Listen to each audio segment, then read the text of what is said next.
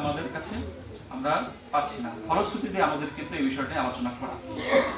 এখন মাদ্রাসা শিক্ষার মান উন্নয়নের সাথে কি ক্যাটাগরি, কি বিষয়গুলো জড়িত থাকে?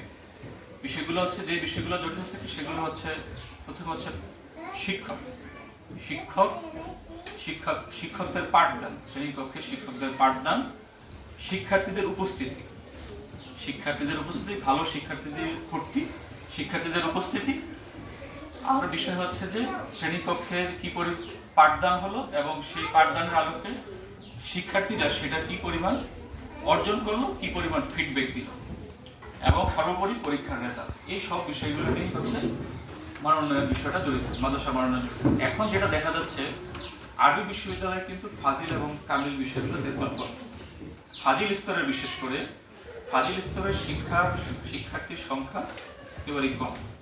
আমি এই যখন ফাজিল স্তরের যে 3টা স্তর আছে, ফাজিল প্রথম বর্ষ, দ্বিতীয় বর্ষ, তৃতীয় বর্ষ, সেখানে আমি আলাপ করেছিলাম এখানে একজন ম্যাডামের সাথে, সম্মানিত একজন শিক্ষক আছেন, ওনার সাথে আমি আলাপ করেছিলাম। আলাপের প্রেক্ষিতে যেটা আমি বুঝতে পারলাম যে এখানে যে ছেলে শিক্ষার্থী আছে, ছেলেরা তারা হচ্ছে যে ভর্তি হওয়ার পরে চাকরিরত থাকে, বিভিন্ন জায়গায় চাকরিরত থাকে, আর মেয়েদের বিয়ে হয়ে যায়। এই দুইটা বিষয় হচ্ছে মেইন বিষয় আমার কাছে নজরে পড়েছে। তো ছেলেদের যে বিষয়টা, ছেলে শিক্ষার্থীদের যে তারা চাকরিরত থাকে, এটা চাকরিরত থাকার পাশাপাশি যদি শ্রেণীকক্ষে উপস্থিত করা যায়, শ্রেণীকক্ষে উপস্থিত কিভাবে করা যায় এটা নিশ্চিত করা যায়, তাহলে হয়তো শিক্ষার্থীর সংখ্যা বাড়বে। আর মেয়েদের যে বিষয়টা, যে একটা দ্রুত বিয়ে হয়ে যায়, আর্লি এজে বিয়ে হয়ে যায়, এটা সচেতনতার বিষয়। এটা আমাদের যে মেয়েদের যে পরিবার থাকে, পারিবারিক বিষয়, এটা আমাদের করণীয়টা কি, যে মেয়েদেরকে, যারা পরিবার আছে তাদেরকে ডাকা, তাদের ডেকে এনে এখানে একটা সমাবেশ করা। আপনারা নিশ্চয়ই এই সমাবেশটা করেছেন, এরকম আমি শুনেছি, কথা বলেছি প্রিন্সিপাল মহোদয়ের সাথে। উনি বলেছেন যে পূর্বে সে সমাবেশ হয়েছে, কিন্তু সমাবেশের শিক্ষার্থী যে অভিভাবক আছেন তারা সংখ্যায় অল্প আসেন, ফলে যোগাযোগ ওইভাবে করা যায় না। আমার অনুরোধ থাকবে, আপনারা একটা নিবিড় পর্যবেক্ষণ কমিটি করবেন। এটা মাদ্রাসার গভর্নিং বডির যিনি সভাপতি আছেন বা সহসভাপতি আছেন, মাদ্রাসার সম্মানিত প্রিন্সিপাল মহোদয় আছেন, ভাইস প্রিন্সিপাল মহোদয় আছেন, তাদের কাছে অনুরোধ, আপনারা একটা নিবিড় পর্যবেক্ষণ কমিটি করবেন।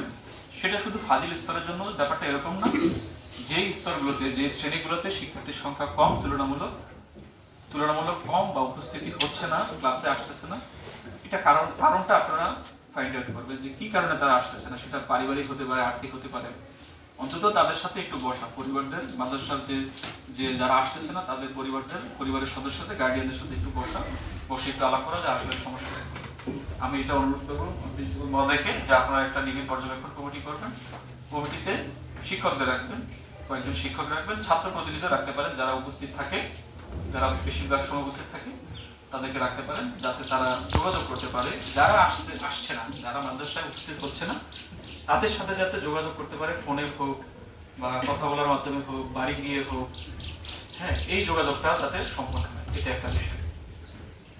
পরবর্তী যে পাঠটা থাকে সেটা হচ্ছে যে রেজাল্ট, পাঠদানে বলা হচ্ছে রেজাল্ট। আমার অনুরোধ থাকবে শিক্ষকদের প্রতি, যারা সম্মানিত শিক্ষক আছেন, এখানে উপস্থিত আছেন, শিক্ষকরা কিন্তু মানুষ গড়ার কারিগর। আপনারা পারেন একটা শিক্ষার্থীকে বাড়ি থেকে আনতে, কিভাবে আনতে? অনুপ্রেরণা দিয়ে। আপনারা ভালোবাসা দিয়ে, অনুপ্রেরণা দিয়ে আনতে পারেন, বুঝিয়ে আনতে পারেন। এই কাজটা আপনাদের কাছে আমার অনুরোধ রয়েছে, এই কাজটা আপনারা করবেন, যে অন্তত টেলিফোনে হোক, একটু কষ্ট হবে আপনাদের, টেলিফোনে হোক বা পরিবারকে ডেকে হোক, ফ্যামিলিকে, যে গার্ডিয়ান আছে তাকে ডেকে হোক, তাদেরকে মাদ্রাসায় আনার ব্যবস্থা করবেন। আপনারা যে পাঠদান করেন, যে পাঠদানটা আপনারা করে থাকেন, সেটা হচ্ছে যে আরবি শিক্ষার পাঠদান। এই আরবি শিক্ষাটা কিন্তু আপনার অনেক গুরুত্বপূর্ণ শিক্ষা।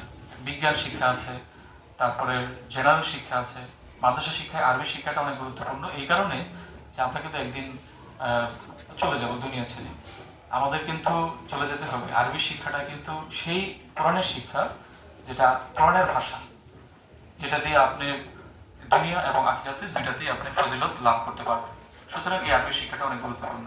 পাশাপাশি আরেকটু গুরুত্বপূর্ণ কেন, যে আপনি মধ্যপ্রাচ্যে যে আমাদের বিশাল একটা শ্রমবাজার আছে, সেই শ্রমবাজারের সাথে আরবি শিক্ষা গুরুত্বপূর্ণ। বিভিন্ন হজ এজেন্সি আছে, হজ, তারপর বিভিন্ন এজেন্সিগুলো যারা মধ্যপ্রাচ্যে এবং আমাদের সৌদি আরবে যে যারা আমরা হজ করতে যাই, তাদের সেখানে কিন্তু যারা আরবি জানে তাদের কিন্তু প্রায়োরিটি আছে। সুতরাং আপনারা যারা আরবি শিক্ষা দেন, এটা গুণগতভাবে শিক্ষা দেবেন, যাতে তারা ভবিষ্যতে কাজে লাগাতে পারে। এটা একটা। তারপরে হচ্ছে শ্রেণীকক্ষে উপস্থিতি নিশ্চিতকরণ, সেটা বিষয়টা বললাম। আর পরবর্তীতে হচ্ছে ফলাফল। আপনারা যখন পরীক্ষার খাতা দেখবেন তখন মূল্যায়নটা যাতে ওইভাবে হয়, যথার্থ মূল্যায়ন হয়। আপনারা ওভার রেটেড বা বেশি কিছু করবেন না, যে ফলাফলে যা প্রাপ্য হয় বেশি দিবেন না বা কমে দিবেন না, সে যতটুকু ফলাফল প্রত্যাশা করে যা খাতার মূল্যায়ন হয়েছে সেটা যাতে প্রতিফলন হয় খাতায়। এটা কিন্তু শিক্ষার মানের সাথে জড়িত। আমরা আগে দেখেছি যে ফলাফলে অল্প পরিশ্রম করেও কিন্তু অনেক ভালো রেজাল্ট করতো, কিন্তু তারা কিন্তু বিশ্ববিদ্যালয়ে ভালো বিশ্ববিদ্যালয়ে চান্স পেত না, বা তাদের কিছু জিজ্ঞেস করলে তারা বলতে পারতো না, কিন্তু তারা কিন্তু অনেকে জিপিএ 5 পেয়েছে। এটার কারণ কি? এটা হচ্ছে যে পরিপূর্ণভাবে মূল্যায়ন হয়নি। তো আপনারা যারা সম্মানিত শিক্ষক আছেন তারা মূল্যায়নের বিষয়টা দেখবেন, দেখলে আমার মনে হয় যে এটা কিছুটা উন্নতি লাভ করবে। আচ্ছা, তো আমি এটা আলোচনা এই শিক্ষার্থীদের যে অনুপস্থিতি এবং মানোন্নয়নের বিষয়টা, এটা আমি অনুরোধ করবো একটা কমিটি করতে, একটা নিবিড় পর্যবেক্ষণ কমিটি করবে, তারা এটা তদারকি করবেন, আপনি সার্বিকভাবে তদারকি করবেন। এটা একটা বৃক্ষরোপণ কর্মসূচি সংক্রান্ত একটা বিষয় আসি। বাংলাদেশ সরকার ক্ষমতায় গ্রহণ করার পরে 25 কোটি বৃক্ষরোপণের একটা সিদ্ধান্ত গৃহীত হয়। এই সবগুলো বিষয় কিন্তু মাদ্রাসা শিক্ষা উপযুক্ত পরিবেশের সাথে জড়িত। একটা লিভেবল ক্যাম্পাস যদি তৈরি করা যায়, মাদ্রাসা প্রাঙ্গণ যদি তৈরি করা যায়, সেটার সাথে বৃক্ষরোপণ কিন্তু জড়িত। আপনার বৃক্ষরোপণ থাকলে, গাছপালা যদি পর্যাপ্ত পরিমাণে থাকে, তাহলে সেটা কিন্তু আপনার বাতাস, আলো বাতাসের সহায়ক ভূমিকা হিসেবে পালন করবে। বর্তমান সরকার 25 কোটি বৃক্ষরোপণের একটা সিদ্ধান্ত নিয়েছে। আপনাদের সবার কাছে অনুরোধ রইল যে আপনারা বাড়িতে গিয়ে, যারা সম্মানিত শিক্ষক আছেন এবং ছাত্রছাত্রী আছেন, তারা বাড়িতে গিয়ে অন্তত একটা গাছ লাগবে। সেটা পারবেন না? সবাই হ্যাঁ বলুন, পারবেন কিনা? আচ্ছা, তাহলে এটা গেল, আপনারা সবাই বাড়িতে গিয়ে অন্তত একটা করে গাছ লাগাবেন। এই কারণে গাছ লাগাবেন যে এটা একটা সরকারের একটা প্রতিশ্রুতি আছে, একটা প্রকল্প আছে। এটা বাস্তবায়ন করার জন্য শিক্ষা যে সংশ্লিষ্ট যে প্রতিষ্ঠানগুলো আছে, স্কুল, কলেজ, ইউনিভার্সিটি, মাদ্রাসা, সেখানে একটা নির্দেশনা রয়েছে, তারই আলোকে কিন্তু এই বৃক্ষরোপণ কর্মসূচিটা। এটা একটা গেল, এটা আপনারা করবেন। তারপর দেয়ালিকা প্রকাশের বিষয় আছে। আপনারা দেয়ালিকা প্রকাশ করেছেন, সেখানে শিক্ষার্থীরা অংশগ্রহণ করেছে, আমরা সেটা অল্প সময় নিয়ে দেখবো। এটা একটা পার্ট গেল। অ্যালামনাই অ্যাসোসিয়েশন সম্ভবত আপনাদের আছে, তাই তো? আছে নাকি নাই? কমিটি করেছেন? আচ্ছা, অ্যালামনাই অ্যাসোসিয়েশনটা কি? যে একটা প্রতিষ্ঠান থেকে যখন প্রাক্তন ছাত্ররা চলে যায় তখন প্রাক্তন হয়ে যায়। এই প্রাক্তন শিক্ষার্থীরা কিন্তু দেশের বিভিন্ন স্তরে কিন্তু কাজ করে, সরকারি চাকরি করে, বেসরকারি চাকরি করে, বিভিন্ন ব্যাংক, বিমা প্রতিষ্ঠানে যুক্ত থাকে, ব্যবসা করে, সামাজিক উন্নয়নগুলোর কাজ করে। এখন এদের মধ্য থেকে যারা চলে যায়, তাদের মধ্য থেকে একটা অ্যালামনাই অ্যাসোসিয়েশন গঠন করলে সেটা মাদ্রাসায় যারা দরিদ্র এবং মেধাবী শিক্ষার্থী আছে তাদের একটা ফান্ড তৈরি করা যায়, অবকাঠামো তৈরি করা যায়, কিছু চেয়ার টেবিল প্রয়োজন হলে কেনা যায়। এটা মূলত উদ্দেশ্যটা এই যে মাদ্রাসার যে ছাত্রছাত্রী আছে তাদেরকে, যাদের দরিদ্র এবং মেধাবী ছাত্রছাত্রী আছে যারা পড়াশোনা করতে চায় কিন্তু অর্থ সংকট বা অন্য যে কোনো কারণে পারছে না, তাদের একটু সাহায্য সহযোগিতার জন্য এগিয়ে আসা। অ্যালামনাই অ্যাসোসিয়েশন হবে, প্রাক্তন ছাত্রছাত্রীদের নিয়ে অ্যালামনাই অ্যাসোসিয়েশন হবে, হলে তাদের একটা ফান্ড গঠন হবে। সেই ফান্ডের মাধ্যমে তারা একটা ব্যাংকে একটা অ্যাকাউন্ট করবে, সেখানে ফান্ডটা জমা থাকবে। বিভিন্ন সময় মাদ্রাসার শিক্ষার্থী এবং মাদ্রাসার কলোনি সেখান থেকে ব্যয় হবে। একটা কমিটি হবে, প্রিন্সিপাল মহোদয় আমাকে বলেছে যে 10 সদস্য বিশিষ্ট একটা কমিটি করেছে। 10 সদস্য বিশিষ্ট, তাই তো? 10 সদস্য কমিটি হবে। এই কমিটিকে তদারকি করবেন আপনারা 3-4 জন মিলে। আরেকটা শিক্ষক কমিটি থাকবে, শিক্ষকরা এটা তদারকি করবেন তারা কি করলো। এই কমিটিটা তদারকি করে আপনারা একটা ফাইনালি এই অ্যালামনাই অ্যাসোসিয়েশন গঠন করবেন। এটা আমার অনুরোধ রইল। এই সবগুলো বিষয় মাদ্রাসা শিক্ষার উন্নয়নের সাথে কাজ করে। পরবর্তীতে আরেকটা বিষয় বলবো, শ্রেণীকক্ষ। আমার কাছে আপনাদের শ্রেণীকক্ষগুলো দেখে ভালোই লেগেছে। কিছু জায়গায় হচ্ছে যে ফ্যানের হয়তো ঘাটতি আছে, সেখানে ফ্যান লাগানো বা পর্দা, কিছু জায়গায় পর্দার অভাব আছে, সেগুলো লাগাবেন। বাকিগুলো আমার কাছে ভালোই মনে হয়েছে।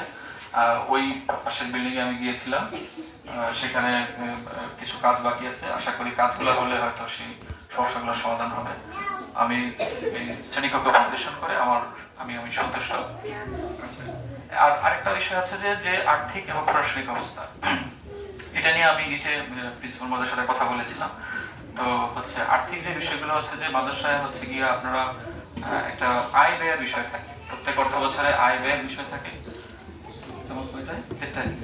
আচ্ছা, আয় ব্যয়ের যে বিষয়টা হচ্ছে যে আপনার প্রত্যেক অর্থ বছরে আয় এবং ব্যয় আপনারা একটা বাজেট করতে পারেন। অর্থ কমিটি আছে কিনা আমি জানি না, মাদ্রাসায় একটা অর্থ কমিটি থাকবে, সেখানে আয় ব্যয়ের বাজেট উপস্থাপন করবে। এটা গভর্নিং বডির মাধ্যমে অনুমোদন নেবেন।